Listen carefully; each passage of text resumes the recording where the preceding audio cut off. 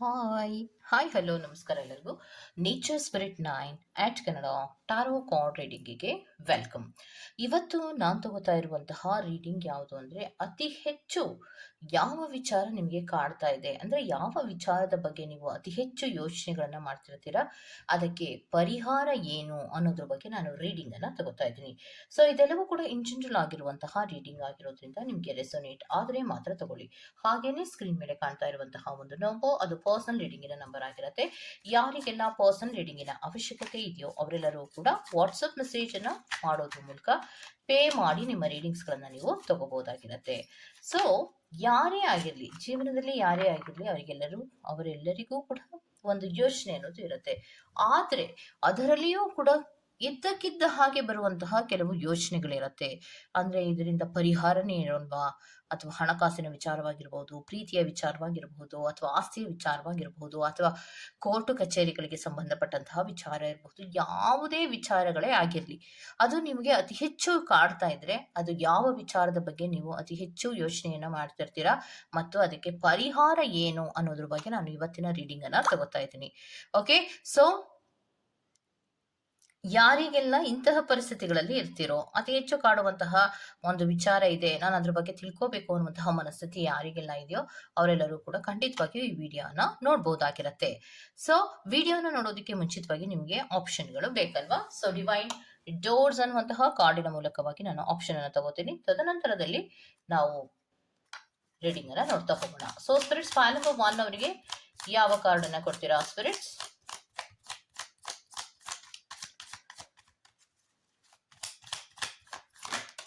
Okay, so ಇನ್ನೊಂದು Pal number 2 ಅವರಿಗೆ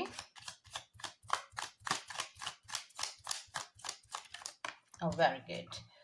so ಇದು ಆಪ್ಷನ್ ಅಷ್ಟೇ. ಓಕೆ, ಸೊ ನಿಮ್ಗೆ 2 ಕಾರ್ಡ್ಗಳು ಬಂದಿದೆ. 2 ಕಾರ್ಡಿನಲ್ಲಿ ಬ್ರೌನ್ ಡೋರ್ ಇರೋದನ್ನ ನೀವು ಆಯ್ಕೆ ಮಾಡ್ಕೊಂಡ್ರೆ ಇದು 2 ಕೂಡ ಡಿವೈನ್ ಡೋರ್ಸೇ ಆಗಿರುತ್ತೆ.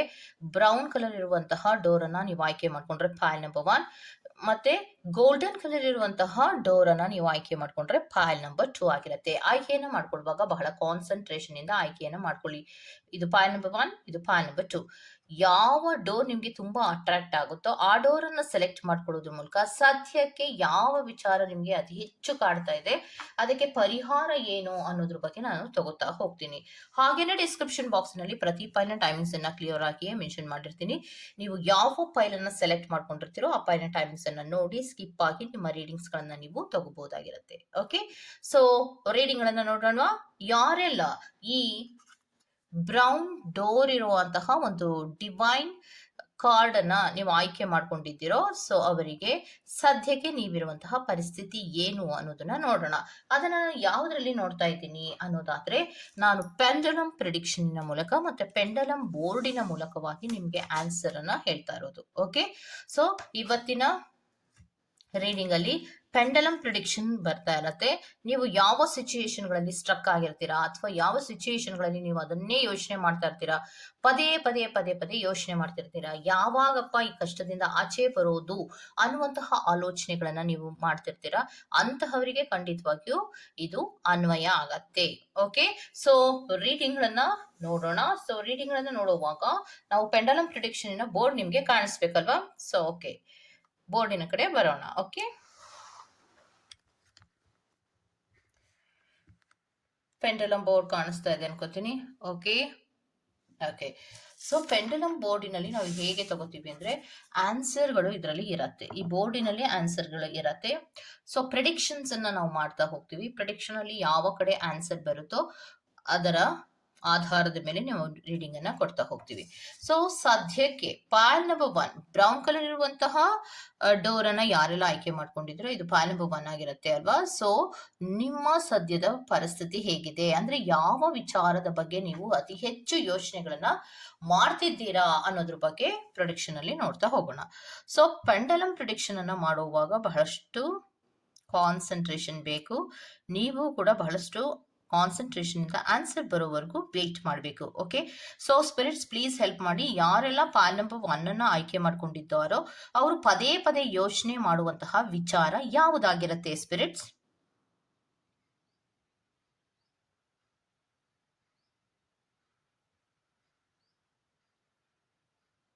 ಓಕೆ.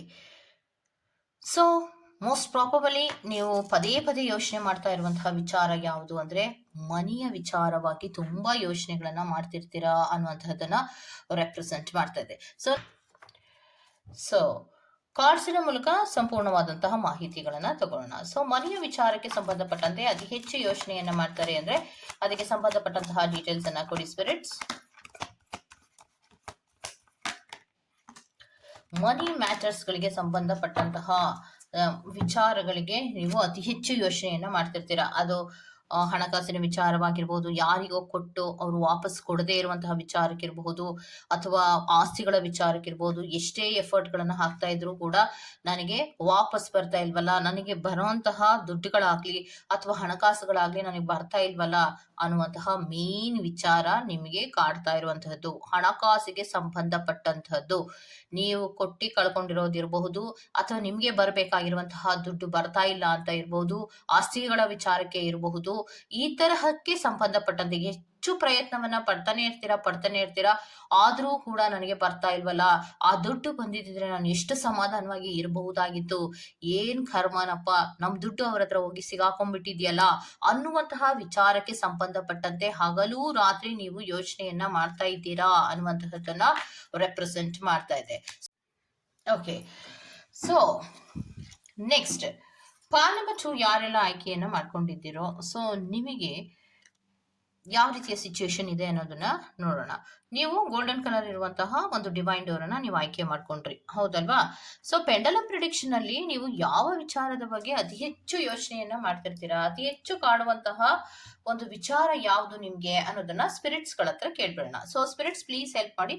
ಪಾಲ್ ನಂಬರ್ 2 ಅವರು ಅತಿ ಹೆಚ್ಚು ಯೋಚನೆ ಮಾಡುವಂತಹ ವಿಚಾರ ಯಾವ್ದಾಗಿರತ್ತೆ ಸ್ಪಿರಿಟ್ಸ್?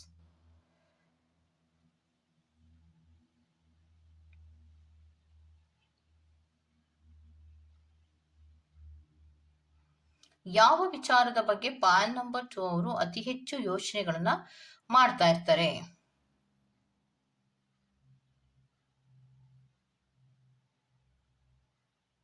ಆನ್ಸರ್ ಬರೋವರೆಗೂ ವೆಯ್ಟ್ ಮಾಡಬೇಕು. ಓಕೆ.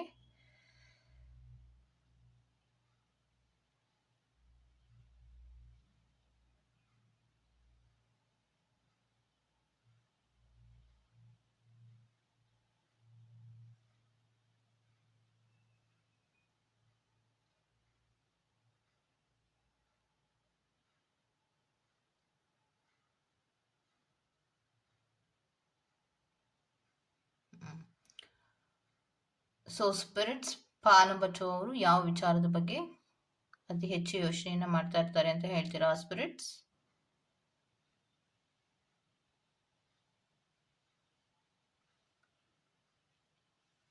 ಓಕೆ.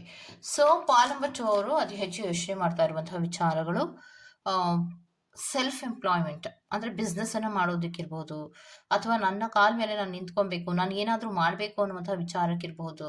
ಆ ತರಹದ ವಿಚಾರಗಳಿಗೆ ಸಂಬಂಧಪಟ್ಟಂತೆ ಒಂದು ಬಿಸ್ನೆಸ್ ಇರ್ಬೋದು, ಅಂಗಡಿಯನ್ನ ಇಟ್ಕೊಳ್ಳೋದಿರ್ಬೋದು, ಅಥವಾ ತಾನು ಯೋಚನೆ ಮಾಡಿರುವಂತಹ ಒಂದು ಐಡಿಯಾಸಿನ ಮೇರೆಗೆ ನಾನು ಕೆಲವೊಂದು ಸೆಲ್ಫ್ ಎಂಪ್ಲಾಯ್ಮೆಂಟ್ ಗಳನ್ನ ಮಾಡ್ಕೊಳ್ಳುವಂತಹ ಆಲೋಚನೆಗಳಲ್ಲಿ ಇದ್ದೀರಾ. ಅದು ಹೆಚ್ಚು ನಿಮ್ಗೆ ಕಾಡುವಂತಹದ್ದು ಅನ್ನೋದನ್ನ ರೆಪ್ರೆಸೆಂಟ್ ಮಾಡ್ತಾ ಇದೆ. ಮತ್ತೆ ಅವರು ಏನ್ ಹೇಳ್ತಾರೆ ಅಂದ್ರೆ ಆಸ್ಕಿಂಗ್ ಫಾರ್ ಹೆಲ್ಪ್, ನನಗೆ ಹೆಲ್ಪ್ ಬೇಕು, ನಾನು ಏನಾದ್ರೂ ಒಂದು ಮಾಡೋದಕ್ಕೆ ನನಗೆ ಹೆಲ್ಪ್ ಬೇಕು, ನಾನು ಸೆಲ್ಫ್ ಎಂಪ್ಲಾಯ್ಮೆಂಟ್ ಅನ್ನ ಮಾಡ್ತೀನಿ, ನನ್ನದೇ ಆದಂತಹ ಒಂದು ಸ್ವಂತ ಉದ್ಯೋಗವನ್ನ ಮಾಡ್ತೀನಿ, ಆ ಸ್ವಂತ ಉದ್ಯೋಗವನ್ನ ಮಾಡೋದಕ್ಕೆ ನನಗೆ ಹೆಲ್ಪ್ ಬೇಕು, ನಾನು ಆ ವಿಚಾರವಾಗಿ ನಾನು ತುಂಬಾ ಯೋಚನೆಯನ್ನ ಮಾಡ್ತೀನಿ ಅನ್ನುವಂತಹದ್ದನ್ನ ರೆಪ್ರೆಸೆಂಟ್ ಮಾಡ್ತಾ ಇದೆ. ಸೊ ಹಾಗಿದ್ರೆ ನಿಮ್ಮ ಕಾಲ ಮೇಲೆ ನೀವು ನಿಂತ್ಕೊಳ್ಳೋದಕ್ಕೋಸ್ಕರವಾಗಿ, ಅಂದ್ರೆ ಉದ್ಯೋಗಕ್ಕೋಸ್ಕರವಾಗಿ, ಉದ್ಯೋಗದ ವಿಚಾರವಾಗಿ, ಕೆರಿಯರಿನ ವಿಚಾರಗಳಿಗೆ ಸಂಬಂಧಪಟ್ಟಂತೆ ಅತಿ ಹೆಚ್ಚು ಯೋಚನೆಗಳನ್ನ ಮಾಡ್ತಾ ಇದ್ದೀರಾ. ಮತ್ತೆ ಆ ಬಿಸ್ನೆಸ್ ಇರ್ಬೋದು ಅಥವಾ ಕೆರಿಯರಿನ ವಿಚಾರ ಆಗಿರ್ಬೋದು, ನಾನು ಒಂದು ಎಂಪ್ಲಾಯ್ಮೆಂಟ್ ಅಂದ್ರೆ ಒಂದು ಉದ್ಯೋಗವನ್ನ ಪಡ್ಕೋಬೇಕು ಅಂದ್ರೆ ನನಗೆ ಯಾರಾದ್ರೂ ಹೆಲ್ಪ್ ಅನ್ನ ಮಾಡ್ಬೇಕು, ನಮ್ಮ ಫ್ಯಾಮಿಲಿಯಲ್ಲಿ ನನಗೆ ಸಪೋರ್ಟ್ ಅನ್ನ ಮಾಡ್ಬೇಕು, ಅದನ್ನ ಮಾಡ್ತಾರಾ, ಅದು ಹೆಚ್ಚು ದುಡ್ಡು ಖರ್ಚಾಗತ್ತಲ್ಲ, ಆ ಸಪೋರ್ಟ್ ಅನ್ನ ನಮ್ಮ ಮನೆ ಕಡೆಯಿಂದ ಮಾಡ್ತಾರಾ ಅನ್ನುವಂತಹ ಏನೋ ಒಂದು ಯೋಚನೆ ನಿಮ್ಮಲ್ಲಿ ಕಾಡ್ತಾನೆ ಇರತ್ತೆ ಅನ್ನುವಂತಹದನ್ನ ರೆಪ್ರೆಸೆಂಟ್ ಮಾಡ್ತಾ ಇದೆ. ಸೊ ಸ್ಪಿರಿಟ್ಸ್ ಅತಿ ಹೆಚ್ಚು ಯೋಚನೆಗಳನ್ನ ಮಾಡ್ತಾ ಇದ್ದಾರೆ ಅಂದ್ರೆ ಸೆಲ್ಫ್ ಎಂಪ್ಲಾಯ್ಮೆಂಟ್ ವಿಚಾರಗಳಲ್ಲಿ, ಮತ್ತೆ ನನಗೆ ಹೆಲ್ಪ್ ಅನ್ನ ಮಾಡ್ತಾರಾ ಅನ್ನುವಂಥ ವಿಚಾರಗಳಿಗೆ ಸಂಬಂಧಪಟ್ಟಂತೆ ಪಾಲಮಚು ಅವರು ಅತಿ ಹೆಚ್ಚು ಯೋಚನೆಗಳನ್ನ ಮಾಡ್ತಿದ್ದೀರಾ. ಸೊ ಹೌದು, ಫ್ರೆಶ್ ಐಡಿಯಾಗಳು ಅಂದ್ರೆ ನಾನು ಒಂದು ಎಕ್ಸೈಟ್ಮೆಂಟ್ ನಲ್ಲಿ ನಾನು ಏನೋ ಒಂದು ಐಡಿಯಾವನ್ನ ಇಟ್ಕೊಂಡು ಒಂದು ಫ್ರೆಶ್ ಐಡಿಯಾದಲ್ಲಿ ನಾನು ಯಾವುದೇ ರೀತಿಯ ಭಯ ಇಲ್ಲದ ಹಾಗೆ ನಾನು ಉದ್ಯೋಗವನ್ನ ಮಾಡಬೇಕು ಅಂತ ಸೆಲ್ಫ್ ಎಂಪ್ಲಾಯ್ಮೆಂಟ್ ಬಿಸ್ನೆಸ್ ಅನ್ನ ಮಾಡ್ಬೇಕು ಅಂತ ಅನ್ಕೊಂಡಿದ್ದೀನಿ. ಅದಕ್ಕೆ ನನಗೆ ಸಪೋರ್ಟ್ ಅನ್ನ ಮಾಡ್ತಾರಾ, ಇದು ನನಗೆ ಈ ಎಫರ್ಟ್ ಅನ್ನ ಹಾಕಿ ನಾನು ಭಯ ಇಲ್ಲದ ಹಾಗೆ ಮಾಡಿದ್ರೆ ಇದರಲ್ಲಿ ನನಗೆ ಸಕ್ಸಸ್ ಇದೆಯಾ, ಈ ತರಹದ ವಿಚಾರಗಳು ನೀವು ಹೆಚ್ಚು ಯೋಚನೆಗಳನ್ನ ಮಾಡ್ತಿರ್ತೀರಾ ಅನ್ನುವಂಥದ್ದನ್ನ ರೆಪ್ರೆಸೆಂಟ್ ಮಾಡ್ತಾ ಇದೆ. ಹಾಗಿದ್ರೆ ಇದಕ್ಕೆ ಪರಿಹಾರ ಇದೆಯಾ ಸ್ಪಿರಿಟ್ಸ್? ಇವರು ಅತಿ ಹೆಚ್ಚು ಯೋಚನೆಯನ್ನ ಮಾಡ್ತಾ ಇದ್ದಾರೆ, ಮತ್ತೆ ಹೆಲ್ಪ್ ಬೇಕು ಅಂತ ಕೇಳ್ತಾ ಇದ್ದಾರೆ. ಸೊ ಅವರಿಗೆ ಹೆಲ್ಪ್ ಅನ್ನೋದು ಸಿಗತ್ತಾ? ಸೆಲ್ಫ್ ಎಂಪ್ಲಾಯ್ಮೆಂಟ್ ಅನ್ನ ಪಾಲಂಬಚು ಅವರು ಮಾಡೋದಕ್ಕೆ ಸಾಧ್ಯ ಇದೆಯಾ ಸ್ಪಿರಿಟ್ಸ್? ಏನಂತ ಹೇಳ್ತೀರಾ ಸ್ಪಿರಿಟ್ಸ್? ಇದರ ಪರಿಹಾರ ಏನಿದೆ ಸ್ಪಿರಿಟ್ಸ್?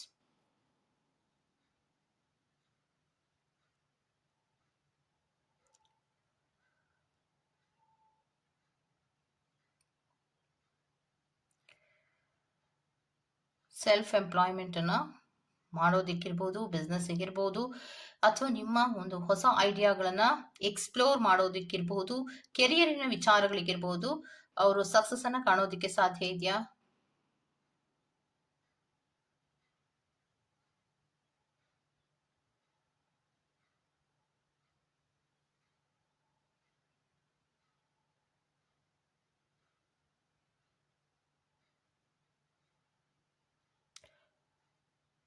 ಪಾಲ್ ನಂಬರ್ 2 ಅವ್ರಿಗೆ ಏನ್ ಹೇಳ್ತೀರಾ ಸ್ಪಿರಿಟ್? ಸಕ್ಸಸ್ ಅನ್ನೋದು ಸಿಗತ್ತಾ ಅವ್ರಿಗೆ?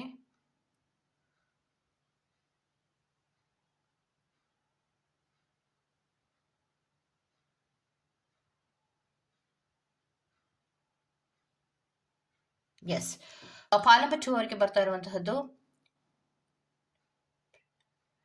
ಸೊ ಪಾಲಕಚು ಅವರಿಗೆ ಬರ್ತಾ ಇರುವಂತಹದ್ದು ಲಕ್ ಅನ್ನುವಂತಹ ಪ್ರೊಡಿಕ್ಷನ್ ಬರ್ತಾ ಇದೆ, ಮತ್ತೆ ಇಂಟರ್ಪ್ರಿನರ್ ಅನ್ನುವಂತಹದ್ದು, ಮತ್ತೆ ಫಾಲೋಯಿಂಗ್ ಯುವರ್ ಇಂಟ್ಯೂಷನ್.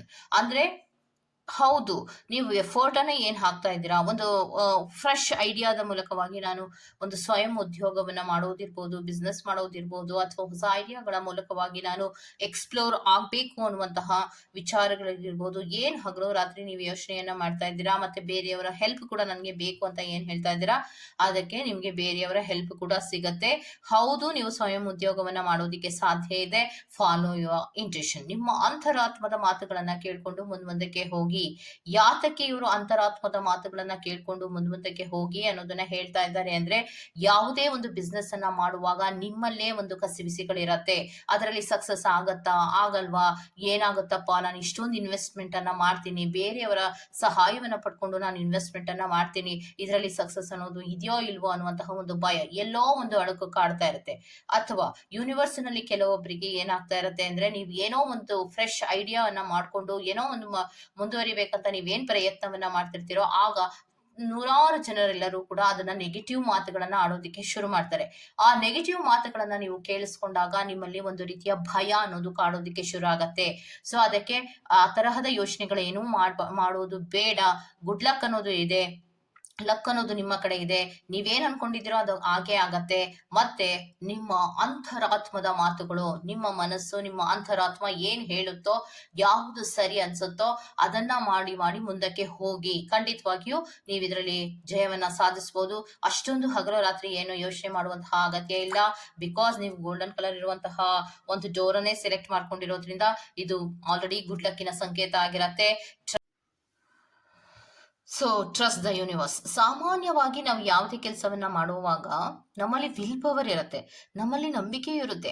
ಆದ್ರೂ ಕೂಡ ನಾವು ನಂಬುವಂತಹ ದೇವರನ್ನ ಕೇಳ್ಕೊತಾನೆ ಇರ್ತೀವಿ, ಸಹಾಯ ಮಾಡಪ್ಪ, ಇದು ನಾವು ಹೆಚ್ಚು ಕಷ್ಟಪಟ್ಟು ಮಾಡ್ತಾ ಇದ್ದೀನಿ, ಇಷ್ಟಪಟ್ಟು ಕೂಡ ಮಾಡ್ತಾ ಇದ್ದೀನಿ, ಇದರಲ್ಲಿ ಒಂದು ಸಕ್ಸಸ್ ಅನ್ನ ಕೊಡಪ್ಪ ಅನ್ನುವಂತಹ ರೀತಿಯಲ್ಲಿ ನೀವು ಏನು ಟ್ರಸ್ಟ್ ಅನ್ನ ಮಾಡ್ತೀರಾ ಯೂನಿವರ್ಸ್. ಹಾಗೇನೆ ನೀವು ದೇವರು ಅಂತೀರಾ, ನಾವು ಸ್ಪಿರಿಟ್ಸ್ ಅಂತೀವಿ, ಅದರೆಲ್ಲ ಶಕ್ತಿಗಳು ಕೂಡ ಒಂದೇ ಇರತ್ತೆ.